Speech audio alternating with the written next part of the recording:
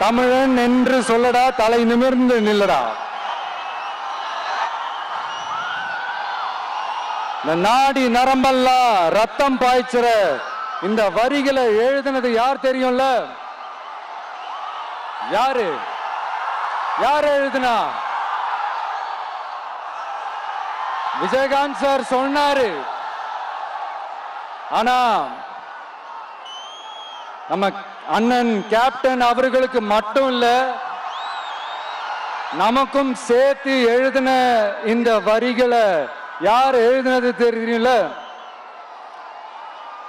நாமக்கல் மாவட்டத்தை சேர்ந்த மேகனூர்ல பிறந்த நாமக்கல் கவிஞர்